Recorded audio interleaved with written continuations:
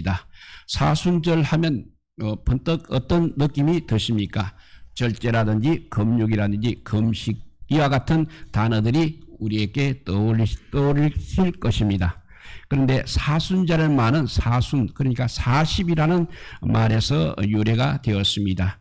이 기간은 죄의 수요일부터 시작되어서 부활절 바로 전날 성토요일까지 이어지는 기간을 말합니다.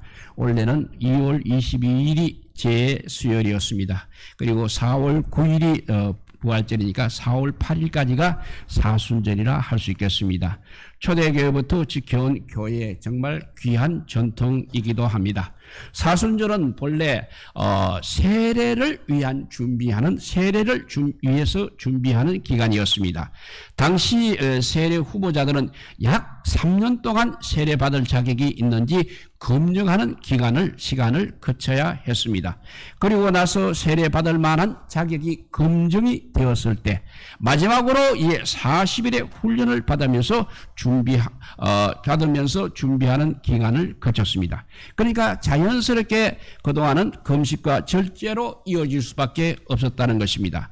세례자들을 위한 특별 준비 기간으로 시작된 사순절은 이후 이제 수도사들에 의해서 절제와 금육의 특별한 수도 기간으로 발전하게 되었습니다.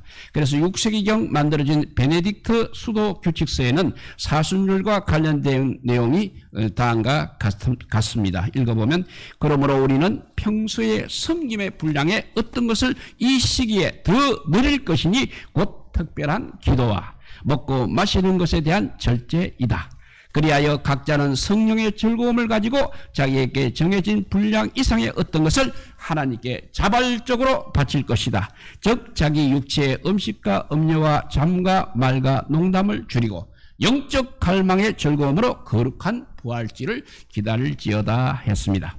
수도사들의 규례는 이제 시간이 지나가면서 모든 그리스도인들에게 확장이 되었습니다. 특별히 중세시대에 이르렀을 때는 절제와 금육에 대한 강조가 그야말로 절정에 달하였습니다. 그래서 중세시대는 평시도들 중에서도 자발적으로 자기의 육신을 학대하는 사람들까지 생겨났습니다. 이 기간에 금식할 뿐만 아니라 거친 직물로 짠 옷을 맨살 위에 입고는 스스로에게 채찍질하여 고행을 하는 사람들도 상당히 많았다고 합니다. 채찍에 날카로운 갈고리를 달아서 살점이 찢겨 나가기까지 고행에 동참한 성도들도 있었다고 합니다. 고행을 하면 할수록 고통스러우면 고통스러울수록 신앙적으로 더 굳건한 사람이라고 여겨지는 그런 시대였습니다. 이렇게 절제와 금욕이 사순절의 주된 관심사가 되면서 흥미로운 세속적 절기가 탄생하게 됩니다. 그것은 우리말로는 사육제라고 부르는 카니발인 것입니다. 소위 사역제는 이제 주현절부터 제 수요일 전날인 화요일까지를 기간을 의미하고 있습니다. 라틴어로는 카르네 발레라고 하는 이 단어는 고기의 안정을 구하다는 의미를 담아서 카니발이라고 그렇게 불렀습니다. 사순절 바로 직전에 이제 고기를 실컷 먹어두는 일종의 고기와의 이별식 같은 것이었습니다. 사순절 주일이 엄격했던 그 시기에는 가정에서 고기라든지 버터, 치즈, 우유, 심지어 계란조차 보관되는 일까지 금지되었다고 합니다. 그래서 사순절 전에 이제 모든 것을 다 내어놓고 소비하는 현상이 발생하게 되었던 것입니다. 독일과 프랑스 같은 곳에서는 제 수요일 전날인 화요일을 뚱뚱한 화요일이라고 부르기도 했다고 합니다. 어떤 국가에서는 이 기간을 버트 주간이라고도 명명했습니다. 그런데 사순절을 보다 잘 지키기 위하여 시작된 것들이 결과적으로는 이렇게 카니발로 이어지는 금욕의 사순절 직전에 먹고 마시며 즐기는 다양한 행사들에 초점을 맞추어지게 했습니다. 그야말로 본말이 전도된 그런 현상인 것입니다. 꽃비 풀린 망아지처럼 카니발 기간 동안에 사람들은 개걸스럽게 욕망을 추구하였습니다. 자연히 그렇게 방탕한 향락 문화가 만들어지게 되었던 것입니다. 요즘에도 남미라든지 유럽에서 일어나는 카니발 행사를 보게 되면 이런 일이 스스럼없이 일어날 수 있을까 의문이 들 정도인 것입니다. 사순절을 거룩하게 지키기 위해서 금령을 행하던 그 그 본래의 의미는 사라지고 도리어 더 방탕해지고 많은 죄를 짓는 일들이 역설적으로 이렇게 일어나게 된 것입니다. 그래서 종교 기획자이면서 장로계의 창시자인 칼뱅은 사순절을 지키는 것을 오히려 중세시대의 폐해라고 엄중하게 경고하기도 하였습니다. 그래서 기독교 강야에 보면 옛날에 미신이 몰래 기어들어와 교회를 크게 해롭게 한 적이 있다. 그런 일이 다시 일어나지 않도록 우리는 언제나 특별히 조심해야 한다고 칼뱅은 기독교 강야에서 말했습니다. 그래서 이어서 더욱 사역한 시대가 이어졌는데 사람들의 잘못된 열심의 감독들의 무능과 훈련 부족, 그리고 그들의 지배욕과 폭력적인 엄격함이 더 붙여졌다. 양심을 치명적인 쇠사슬로 결박시키는 사악한 법들이 통과되었다. 고기를 먹는 것은 마치 사람을 더럽히고다 하는 것처럼 금지되었다. 모독적인 견해들이 계속 쌓여서 마침내 모든 오류의 깊음에 도달하게 되었다. 그들은 정말 어리석게도 금욕한다는 것을 구실로 삼아 오히려 하나님을 조롱하기 시작했다. 이렇게 기독교 강야에 기록되어 있습니다. 금욕과 금식전이라는 이유로 방탕한 생활을 하는 모습을 본 칼뱅은 사람들이 도리어 우리 하나님을 조롱하고 있다고 주장을 했습니다. 사순절을 맞으면서 우리는 칼뱅이 우려한 그런 사순절의 오용 문제 앞에 잠시 머무르며 깊이 묵상할 필요가 있다고 생각됩니다. 사순절은 본래 우리를 살리신 예수 그리스도의 사랑을 묵상하며 그리스도의 사람으로 거듭나는 기간인 것입니다. 여러분, 하나님께서는 우리가 사순절에 그냥 고통을 느끼기를 원하고 계시겠습니까? 고통을 느끼며 스스로 채찍질하기를 원하고 계시겠습니까?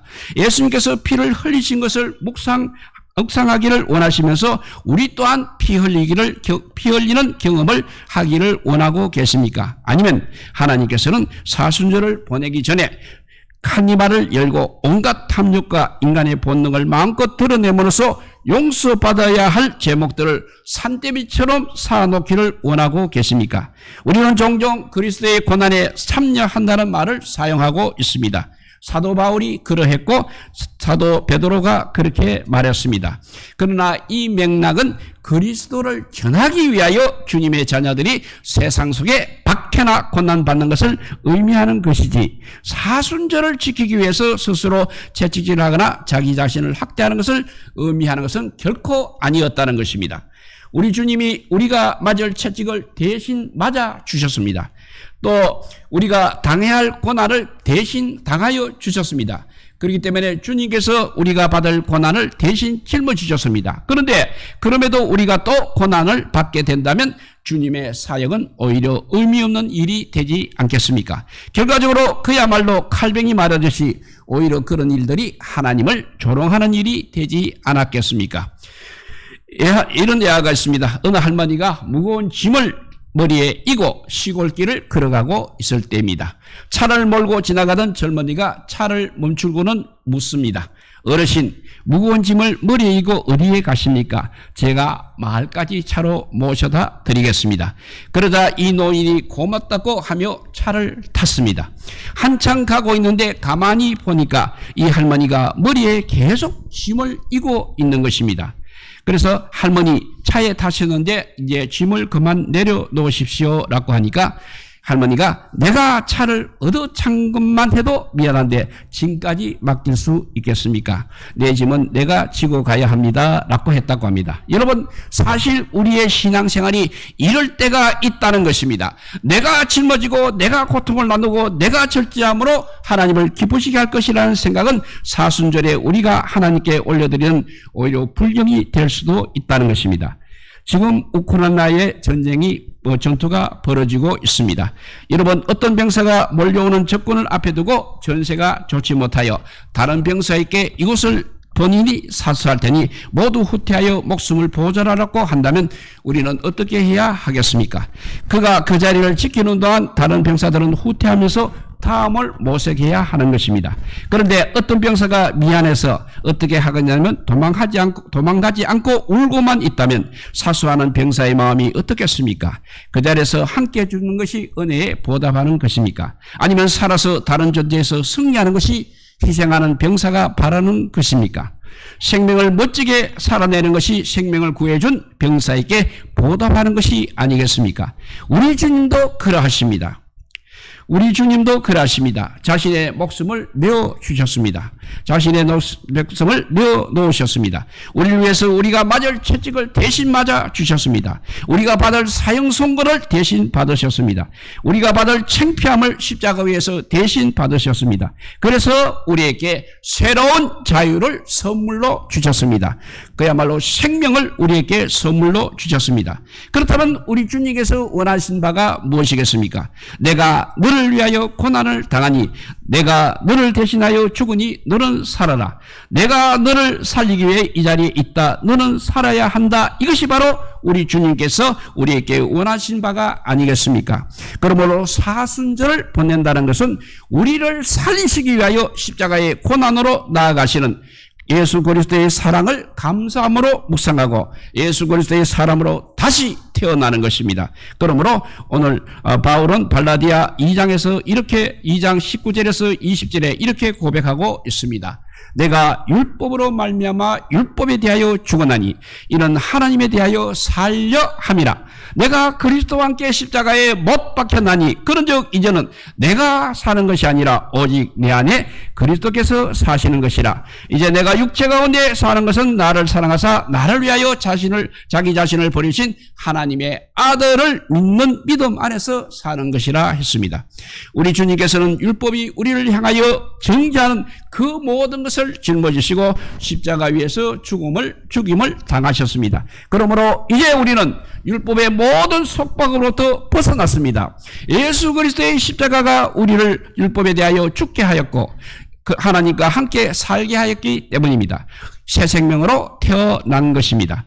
이 기쁨이 바로 사순절의 기쁨인 것입니다. 그러므로 오늘 본문 갈라디아서 6장 15절에서 바울이 말한 것을 다시 한번 읽어보면 할례나 무할례가 아무것도 아니로되 오직 새로 지으심을 받는 것만이 중요하다 했습니다. 율법을 지키는 것이 중요한 것이 아니라 도리어 새로 지으심을 받는 것이 중요하다고 우리에게 말씀하고 있습니다. 고행을 하거나 절제를 하거나 금욕을 하는 것이 중요한 것이 아니라는 것입니다. 새 사람으로 태어나는 것이 바로 사순절의 의미라는 말씀이 되겠습니다. 이 사순절을 금연과 고행이 아닌 자발적인 기쁨을 따라 보내며 새롭게 하시는 은혜를 경험하기를 소망합니다. 사순절이나 고난 주간에 시장 있는 사이에서 종종 일어나는 일이 있습니다. 고난 주간만큼은 그래도 내가 금식하리라 마음을 먹고 야심차게 실행에 옮기는 경우가 있습니다. 온전한 40일 금식은 아니라도 그래도 마음만큼은 결연하고 진지합니다. 그런데 금식을 선언한 이후부터 먹을 것이 더 눈에 들어오고 있습니다. 금식하면 금식할수록 더 고통스러워집니다. 주님께 집중하기 위하여 시작한 금식입니다. 그런데 주님은 없고 먹을 것만 눈에 보이기 시작하는 것입니다. 그러면서 부활주일이 속히 오기를 기다릴 뿐인 것입니다. 급기야 부활주일로 넘어가는 토요일 밤 12시가 되었을 때 식욕을 참지 못하고 엄청나게 먹고는 그만 탈이 나고 만 것입니다. 정작 부활의 기쁨을 만끽해야 할 절기에 오히려 배앓이를 하는 시대가 되었습니다. 여러분, 이것이 과연 우리 주님께서 원하시는 모습이겠습니까? 주님께서는 우리가 사순절에 먹는 것을 그저 힘들게 참기를 원하고 계십니까? 하나님이 원하시는 금식이 바로 이런 것이라고 생각하십니까? 또 어떤 사람이 다이어트 한다고 한번 생각해 보십시오. 이번에 100일 동안 다이어트를 하겠다고 결심을 합니다. 식단을 절제하고 하루하루를 보내고 있습니다. 물론 힘이 듭니다. 먹을 것들이 많이 생각납니다. 100일까지 정말 잘 참았습니다. 그리고 100일째 먹지 못한 것을 마구 먹게 된다면 다이어트한 의미가 있겠습니까? 그가 다이어트를 하게 된 이유가 무엇입니까? 건강한 몸을 만들기 위함인 것입니다. 그래서 식단을 조절하고 먹을 것을 조심해서 먹었다면 시간이 문제겠습니까? 100일이 문제이겠습니까? 101일째가 문제 되겠습니까? 다시 말해 101일이라는 기간이 가지는 의미가 무엇이라는 것입니까? 건강한 식습관을 가지고 건강한 몸을 만들어가는 것이 아니겠습니까? 나의 몸을 어떻게 건강하게 만들 것인가 하는 문제가 중요하다는 사실인 것입니다. 최근 군성교라는 분들로부터 들은 이야기입니다. 최근에 입대하는 우리 젊은 군인들이 매우 지혜로워진 것 같습니다. 군대를 들어오면서 그냥 몸짝이 되겠다고 결심하는 젊은들이 상당히 많다고 합니다. 기왕에 하는 군대 생활이니 1년 6개월이든 2년이든 열심히 운동을 해서 훌륭한 몸을 만들고 돌아가겠다는 생각을 하고 있다는 것입니다. 그래서 과거에는 힘들게 훈련받았는데 도리어 몸을 만드는 좋은 기회로 생각하고 임하고 있다고 합니다. 이야기를 들으면서 이것이 바로 본질에 접근하는 방식이라는 생각이 드는 것입니다. 군대에 들어간 젊은이가 힘들게 고역으로 훈련만 받는다면 분명 지긋지긋한 경험이 될 수 있을 것입니다. 하지만 미래를 염두에 두며 건강한 몸을 만들기로 결단하고 시간을 보낸다면 얼마나 창의적인 시간이 될 것이겠습니까? 사순절도 그렇다는 것입니다. 그저 절제하고 그저 힘들게 금욕과 금식하면서 시간을 보내고 있다면 사순절은 도리어 고통스러운 기간이 될 수 있는 것입니다. 하지만 이 기간에 새로운 생명으로 태어나리라는 생각을 가지고 마음을 살피고 영적 생활을 점검하고 금식과 절제를 통해서 자신을 새롭게 하려고 노력한다면 정말 행복한 경험이 될 수 있을 것입니다. 이 경험을 바로 사순절에 누리는 기쁨이라고 말하고 싶습니다. 그래서 우리 주님께서 고린도후서 5장 17절에 이렇게 말씀하셨습니다.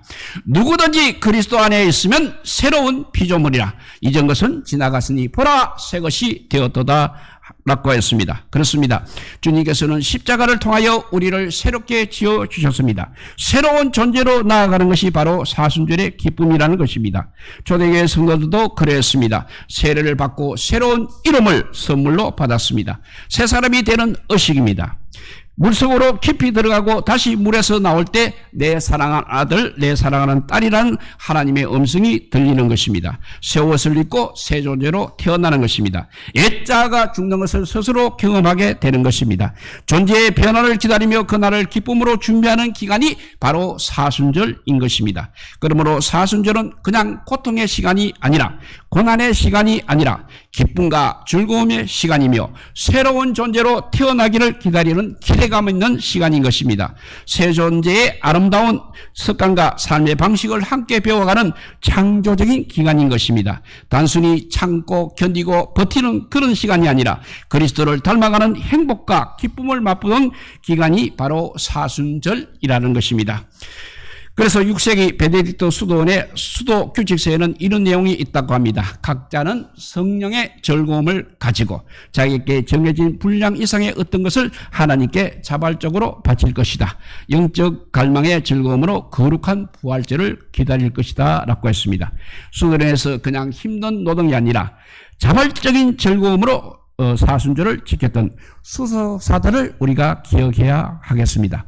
억지로 지는 금욕이나 고난이 아니라 자발적인 마음으로 새로운 생명이 태어나는 기쁨을 누리는 주님의 모든 자녀들이 되시기 바랍니다. 이것이 바로 우리 주님께서 우리를 향하여서 사순절에 원하고 바라는 것이라 할 수 있겠습니다. 우리 모두 새로운 피조물로 태어나는 사순절이 되시기를 우리 주님의 이름으로 축복드립니다.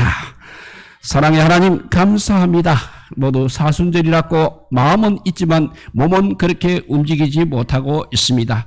그리고 이때까지 우리 인간들이 생각해 온 것은 주님께서 우리를 위해서 정말 목숨을 바쳐 주셨는데 그것을 흉내내느라고 쩔쩔매고 있습니다. 이제부터는 주님께서 가장 기뻐하시는 새로운 피조물이 되는 것, 새로운 지으심을 받은 아버지의 생명으로 다시 우리가 태어나는 사순절이 되기를 될 수 있도록 인도해 주시기를 주님의 이름으로 기도드려옵나이다. 아멘.